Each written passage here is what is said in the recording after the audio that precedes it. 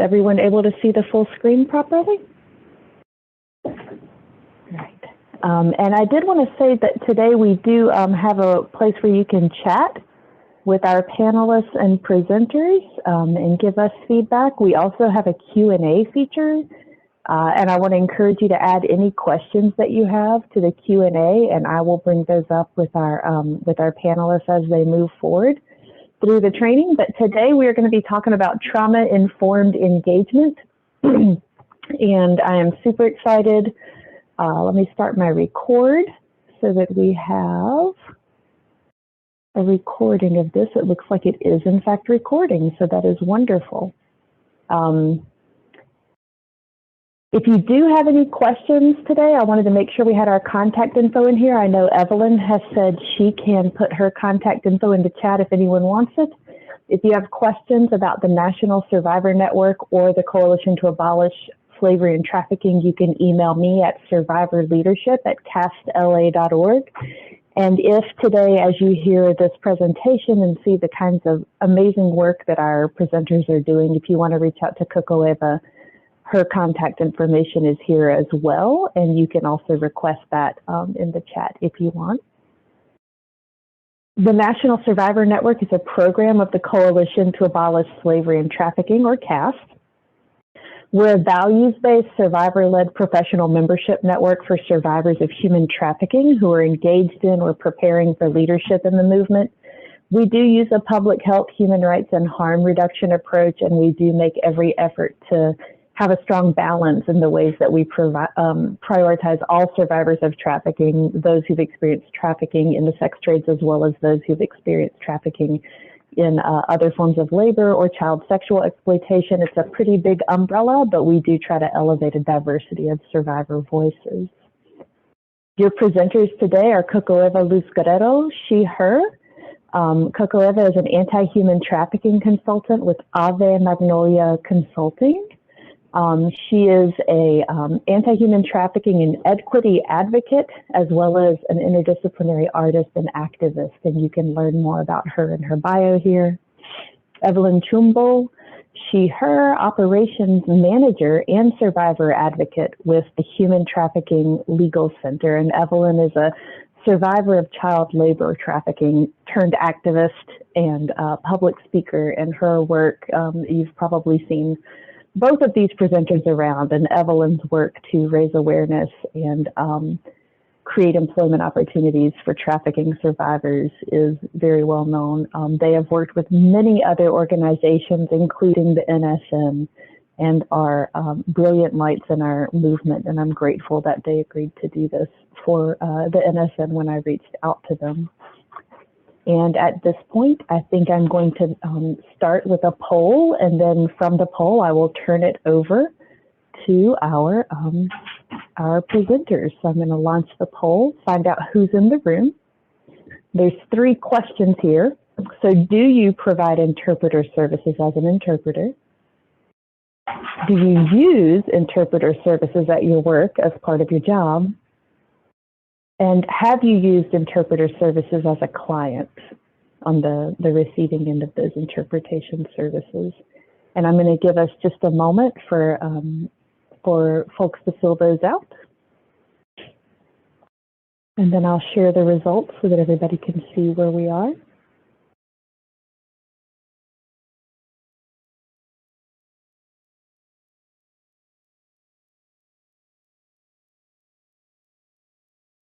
And share results, give these for y'all to see. It looks like many of you are in fact interpreters. A good number of you use them in your work, where you work. And it looks like we have a good number who've attended, who've used interpreter services as a client, and plenty who have not. So hopefully there'll be areas for all of us to learn today as we go through this webinar. And at this point, I'm going to turn it over to our fabulous presenters. Thank you so much, Chris. Thanks for giving us this opportunity to be here. Thanks to everybody for showing up today and being here, and for trusting us to share our experience and knowledge with you. I wanted to start with some basic terminology. When speaking about interpreting a language and the importance of it being trauma informed and equity centered, it is super essential that we have some common understanding. And this could be another training in and on itself, but just for the sake of establishing a baseline for the training, we wanted to introduce some basic terms and definitions. So if we could move on to the next slide.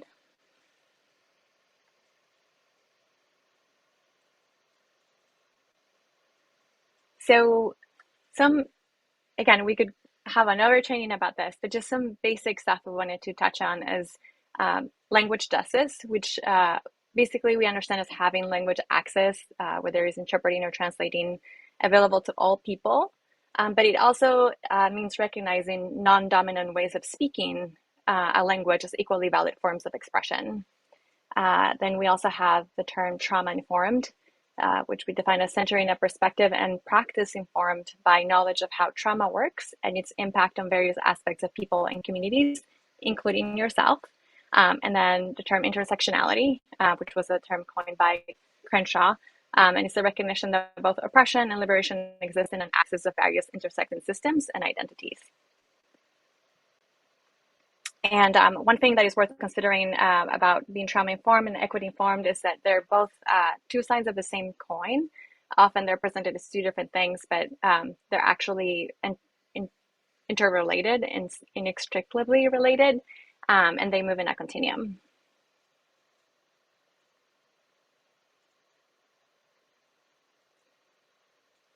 I believe Evelyn is going to introduce cultural understanding and systemic oppression. Yes. Thank you, Coco. And thank you, Chris, for giving us this opportunity to talk about it. My co-host, Coco, just said, we have to think about it. Why is it having interpreting and language justice is important? And she described the three first terminology. And I'm going to talk about cultural understanding because if most of you have heard me speak, I talk a lot about culture and having understanding, especially when it comes to, interpretation.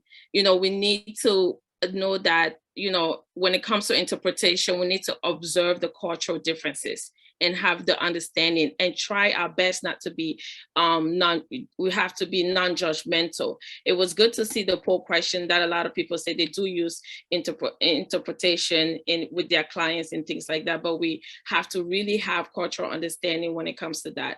And the second terminology I wanted to really touch about and make sure we really focus on again is the system oppression. When we talk about system oppression, it is great, that a lot of you voted that you do use interpretation, but there are many different languages out there.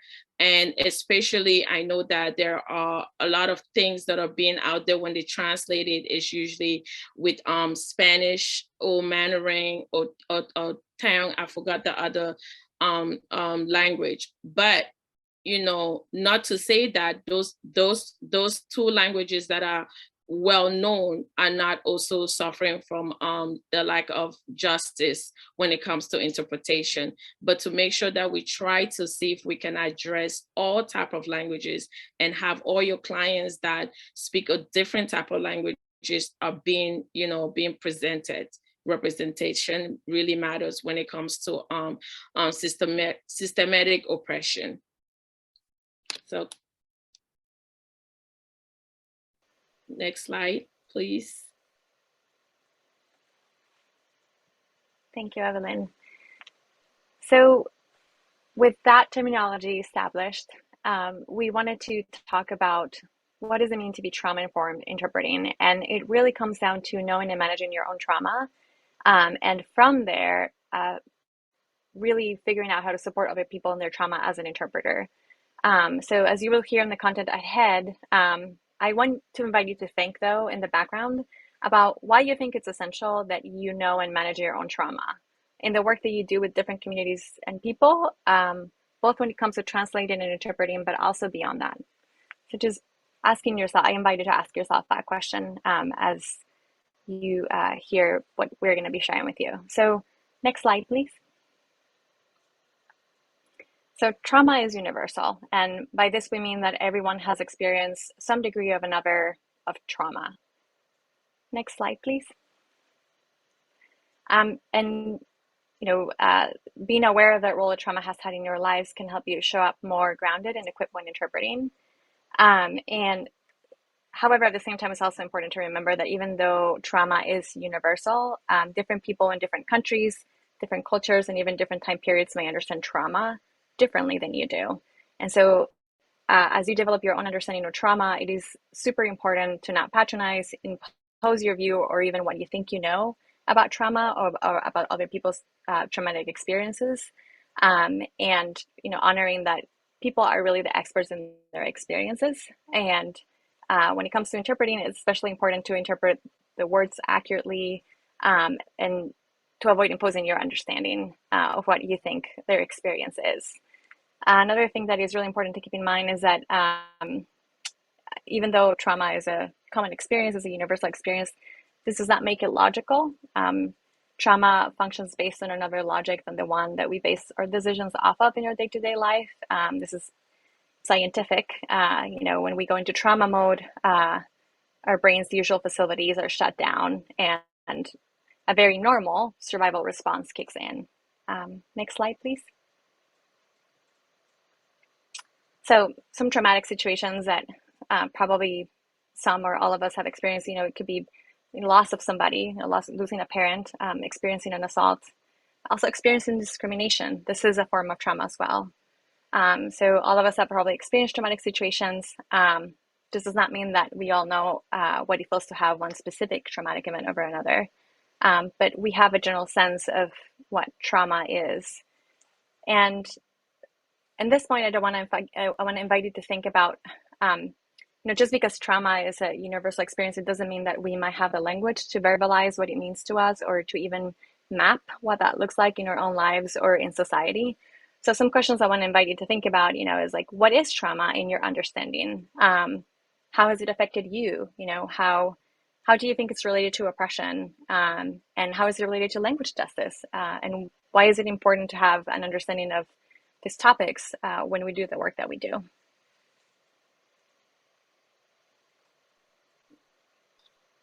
Next slide, right? And just like Coco said in this slide, what is trauma? I think, Coco mentioned a little bit, again, how does it impact people? Trauma impact people in different ways.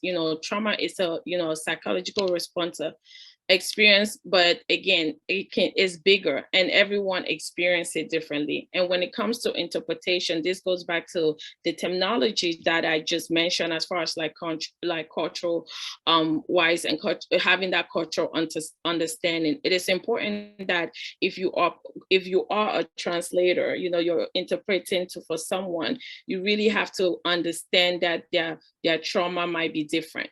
And they will definitely they can get triggered, so we need to truly understand what this person's trauma is, and especially when it comes to language. Languages are very different. You really have to have the understanding to make sure that your client would not be triggered, and make sure you're saying and responding to the right, translating to the right information they are providing, and making sure that both of you, will not be triggered by what the person is saying when they're trying to explain their experience. Next slide. And that goes to what, what is trigger? Again, a trigger is different for everyone. But sometimes simply unpleasant memory, when someone experiences trigger, their body and psychologically, they have experienced trauma, their heart rate starts to beat. Again, trigger is different for different folks, and this goes back, we are focusing on interpretation. And I'll say this, we go back to just cultural understanding. So I want you guys to look at the flow slide that we talked about, to just remember the terminology, because trigger might be different for each person, and depending on what you're translating and how you're understanding what the person is trying to say, they might get triggered. They might become emotionally when they're talking to you because of probably something that you have said without you understanding what they have said. Next slide, please. And in this slide, we wanted to talk about trauma show upon in the body. We want you to pay attention in the body languages. It's very important. And I go back again, if you see at the third point, different people may have different kind of trauma. And it goes back to the last it goes back to the last one that I just mentioned, as far as like as being triggered. We all experience trauma differently, but if you are working on translate to someone, you have to know that there are different people that will sink in or understand what you're trying to translate in a different way, or try to take in what you're trying to say. Next slide, please.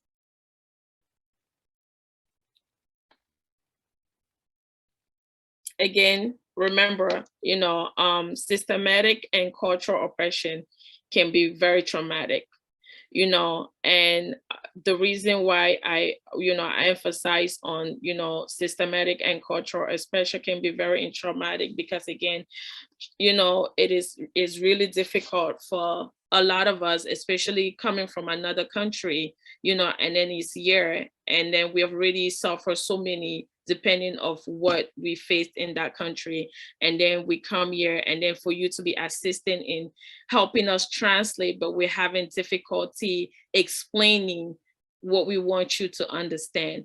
So you really have to go back again, and for me, really having that cultural understanding.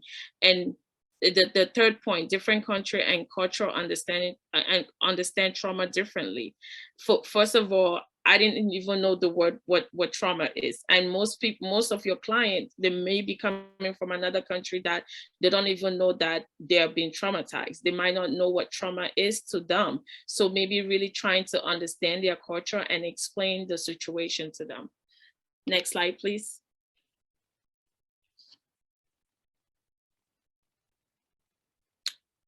All about you, Coco. But it's not about you. Thank you so much, Evelyn. Yeah, so it's not about you. This can be difficult when, in a situation when interpreting, and triggers might happen for your own body, and your own emotions, or just being exposed to hearing, secondhand trauma situation that is intense. But it's really important to keep in mind that what you're interpreting is really never about you, even if you might resonate with it, or it might awaken certain things for you. So it's super important to not take things personally. Yeah, I also want to put a little caveat. I'm also seeing in the chat, if you all have any questions or comments, like, this is interactive. We're here to respond to you, and we want to hear from you. So please feel free to interact with us. So not taking things personally means that one has to become comfortable with being uncomfortable, right? So like developing certain distress tolerance skills. So for that, it's really important to make sure to take note on how things are affecting oneself as one is interpreting. And, it can be easy to, oh, I'm interpreting something, I need to shut down my emotions, or I need to check out.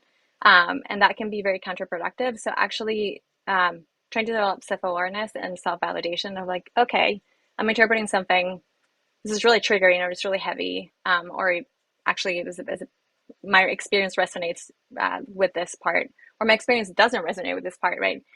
In either of the situations, just be self-validating so that you can hold space and also validate, even though you're not directly validating to another person, right? You're interpreting what is being said.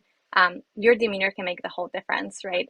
Interpreting from an open space of compassion and validation versus from a space of being shut down can make a whole difference, while of course maintaining, the professional distance that is necessary. But staying present in the moment, basically, to be able to provide the interpreting services in a way that's the most effective. Next slide, please.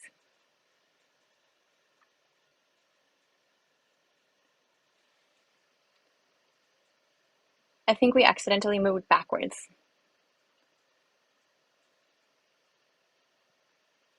There we go. Oh,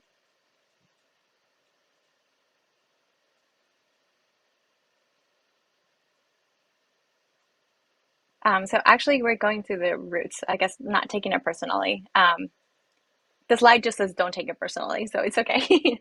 But the visual of the roots is really powerful. You might need a client, you might notice a client needing to pause a lot or becoming quiet or emotional. Their voice might raise up or they might shut down. They might get super disturbed. And again, through all these situations, maintaining that it's not about you and to not take that that process that they might be going through personally, and to continue interpreting with focus, as I said, with compassion for yourself and others, and to just focus on interpreting things as exact as they're being said, whether it's through language or ASL, and make sure you're breathing. One of the first things that goes when we're stressed or if we're focused on a task and we notice that somebody else might be going through a emotional process, it's really easy to hold the breath, and that's actually again very counterproductive to being an effective interpreter. And it's okay to pause. If a client, follow the lead. If a client needs to breathe, it's okay to, more than okay, it's important to honor that. And here, again, I want to invite you to think about why it's important to spend some time getting to know yourself. Because if emotions escalate and trauma gets triggered, you want to stay grounded, right? And that's the roots. That's the image of the roots, even if the other person is activated. And this is essential so that you don't end up centering your emotional experience inadvertently, even if not overtly, and that you continue to center the experience of the person that you're interpreting for. Next slide, please. So remembering some points such as like staying neutral, not engaging in side conversations, not interrupting, as Evelyn so beautifully said, respecting cultures and cultural differences, and treating everyone with respect. And as I said, it is really important that you notice if you're getting triggered and that you have an access of tools that you've developed and strategies to help you take care of yourself while you stay present with the client, to honor your interpreting commitment. Next slide, please.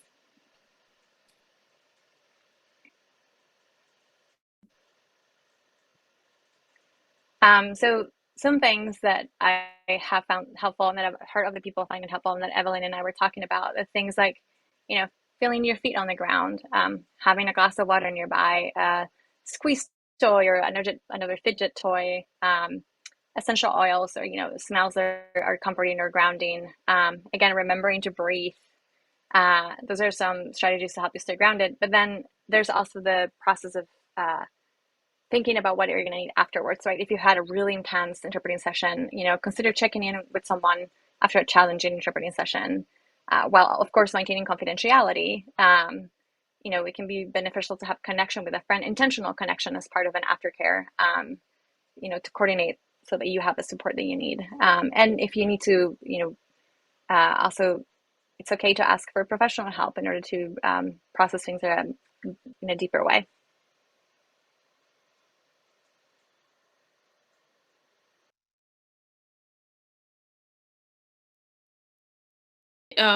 Interpreting for trauma-informed.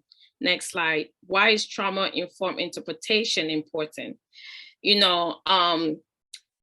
It is important because while working with people that have been impacted with trauma, I think Coco gave some tip, we worked on it, we thought about it a lot, just thinking about our own situation or thinking about my experience. I know I talked about the stretch ball. It is important that, you understand this sense of safety when you're dealing with, when you're interpreting for someone that has been impacted by trauma. Safety is very important. And the most important thing, I think I echo this a lot all the time, is trust. If you're going to interpret for your client, just let them be able to trust you, because that has been taken away from them, and also they've not been safe. So we came up, Coco and I came up with just having, making sure that they have that sense of safety and that you're able to have that sense of trust. They can trust you and open up.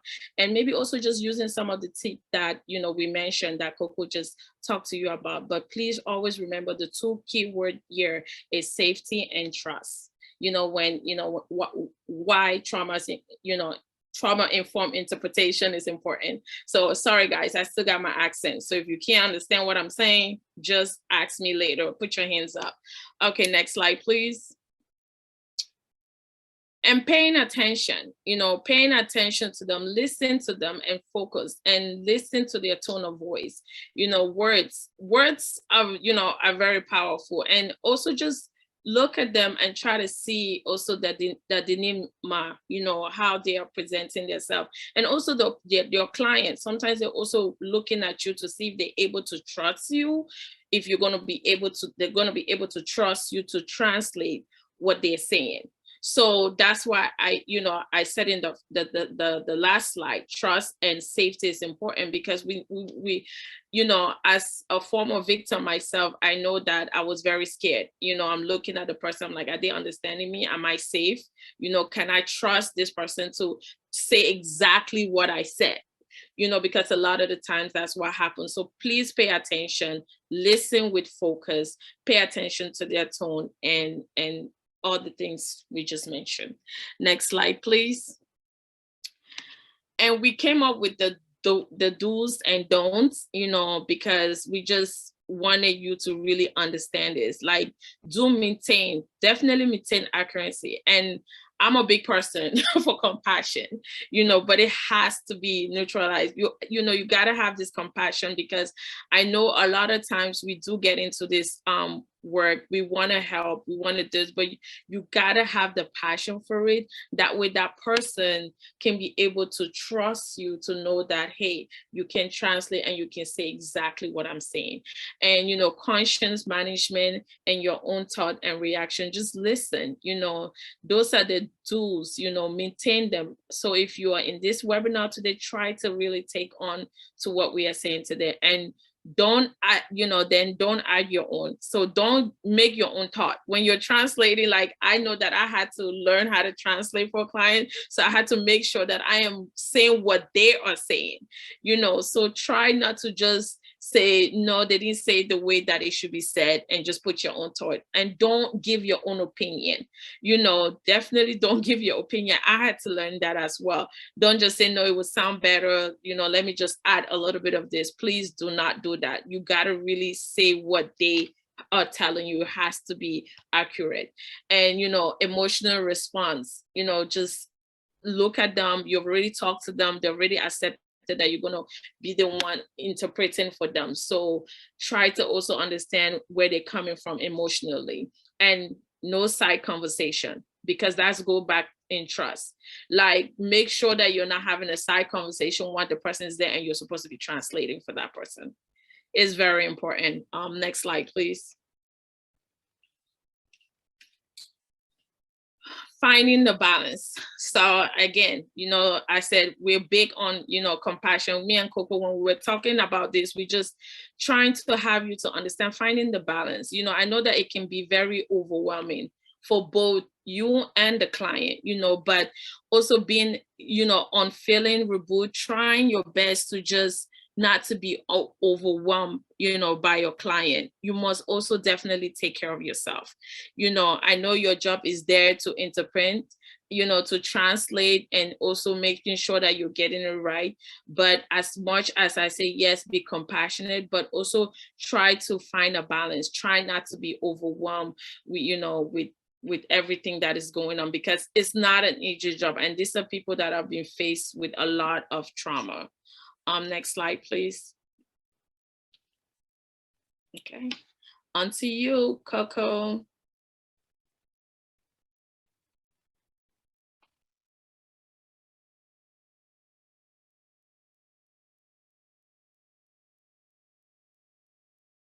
Coco, you're on mute. Sorry. So sorry. Yeah, my technological challenges. My computer was not wanting to unmute. So thank you for your patience.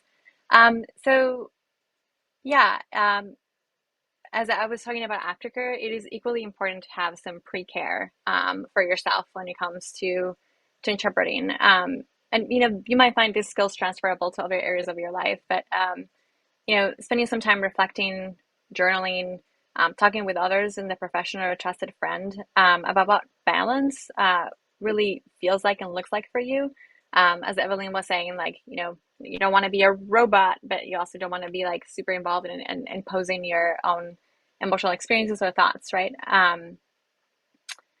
And so being present for others if they get triggered or yourself become overwhelmed.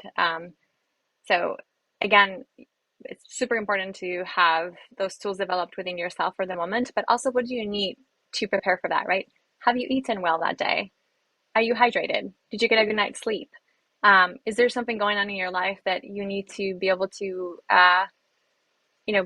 get care around in order to be able to show up in a present way? There's so much going on all the time for all of us in the world.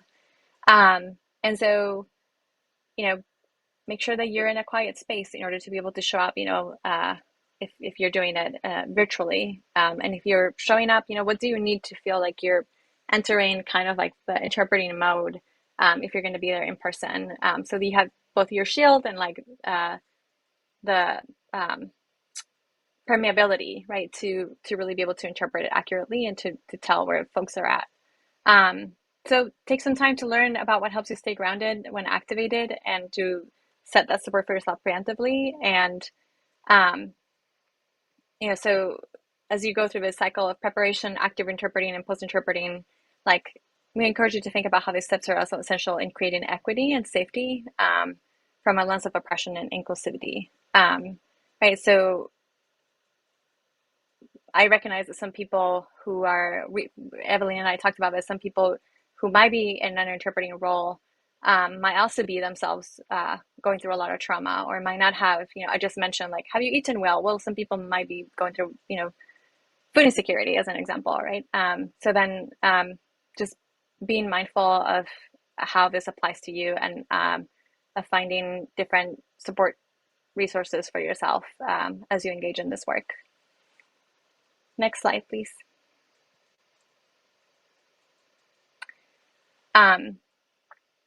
So when trauma may make interpreting hard, and this might not only be trauma related, but there might be situations, and I'm sure that folks who've been here, we could do another poll about this probably, where you've been in situations where you're interpreting something that is really offensive to you, or it's super disturbing, or it triggers your own trauma, or it goes against your values, or you're perceiving some, harmful power dynamics in the interpreting space that you're in. And so what to do in those cases? Next slide, please. So again, the expectations and responsibilities, is continue interpreting exactly what it's being said. Use your tools to do your best to stay grounded. But also, you have the right to recognize and disclose your limitations. I'm going to talk about that here in a little bit. Continue not taking things personally.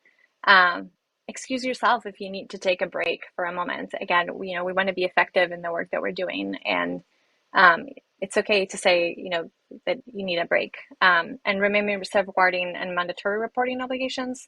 So again, it can be particularly difficult if what being said is triggering your trauma, or, as I said, it goes against your value system, or it feels, you're perceiving abuse happening. I've actually been in that situation before. So it's super important to have a protocol to identify and report abuse. So if you're working as a consultant, an interpreter consultant, or if you're providing services for an organization, just being really familiar of what that reporting protocol looks like. You also want to stay safe emotionally and otherwise during that process. So just being clear about what that protocol is. Some numbers to report to, if it involves children, there's NACMEC, and the number is 1-800-843-5678. You also have the FBI hotline, 1-800-225-5324, and Polaris if it involves human trafficking at 1-888-373-7888, or your local law enforcement. And so remember, you have that responsibility too, right? To report and to seek help when situations like that are present. And similarly, as I was speaking about disclosing your limitations, it is also appropriate to choose to apologize and explain that you need to be excused from the session and to encourage them to request another interpreter. It is better to maintain your integrity and the integrity of the interpreting versus staying and risking the quality of interpreting to decline. But be mindful, if you choose to do this, ensure that you're not putting blame on the situation or on the people, and that you communicate that it's about your limitations and that you want to make sure that they get the best service possible and that you're not able to provide that at the moment. And I think I saw a question coming in. Oh, never mind. Okay. Next slide, please.